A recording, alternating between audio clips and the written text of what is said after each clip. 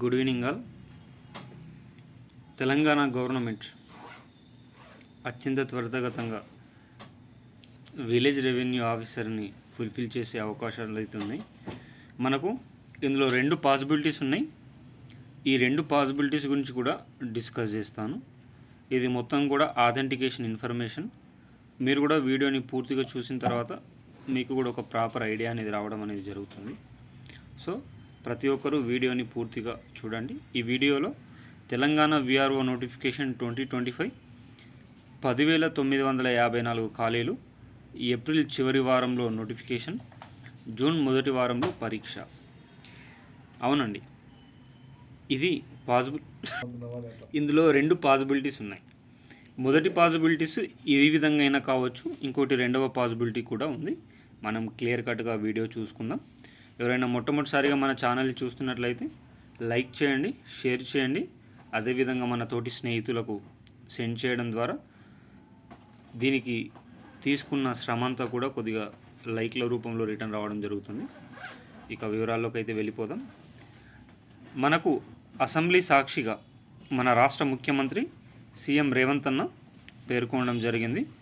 40 రోజుల్లో group 1, group 2, group 3 ఈ 3 పరీక్షల అపాయింట్మెంట్స్ కూడా అయిపోతాయని పేర్కొనడం అయితే జరిగింది. అనగా ఏప్రిల్ 10వ తేదీ వరకు దీనికి సంబంధించిన మొత్తం రిక్రూట్మెంట్ కూడా కంప్లీట్ కావడం జరుగుతుంది.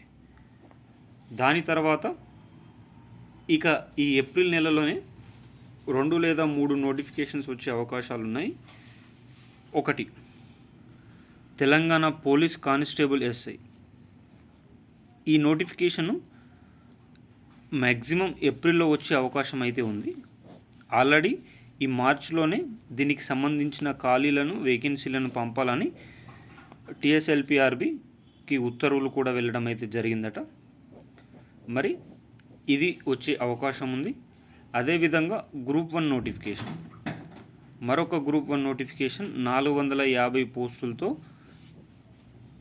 ఏప్రిల్ చివరి వారంలో లేకపోతే మే మొదటి వారంలో ఈ నోటిఫికేషన్ వచ్చే అవకాశం అయితే, ఇవి రెండైతే మ్యాక్సిమం 100కి 90% ఏప్రిల్ మేలో అయితే వచ్చే అవకాశం అయితే ఉంది.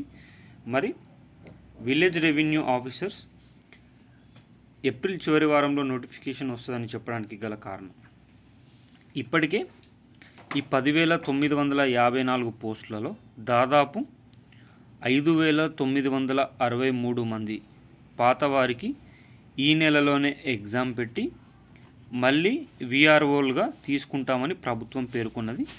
ఇది మనందరికీ తెలిసిందే. అయితే వచ్చే జూన్ చివరి వారం లేదా జూలై మొదటి వారంలో రానున్న గ్రామ పంచాయతీ ఎన్నికల్లో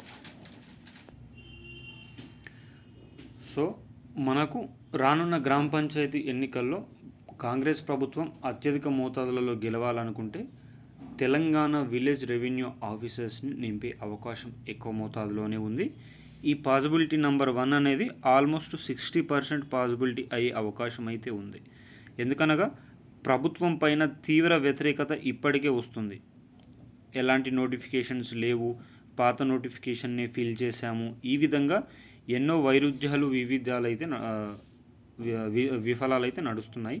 కావున రాష్ట్ర ప్రభుత్వం ఈ ఏప్రిల్ చివరి వారంలో already SC/ST reservation bill, BC bill కూడా అయిపోతుంది. కావున ఏప్రిల్ చివరి వారంలో నోటిఫికేషన్ని విడుదల చేసి మే మొదటి వీక్ వరకు అప్లికేషన్ ఛాయిస్ ఇచ్చి జూన్ మొదటి వారంలో పరీక్ష పెట్టే అవకాశం ఉంది.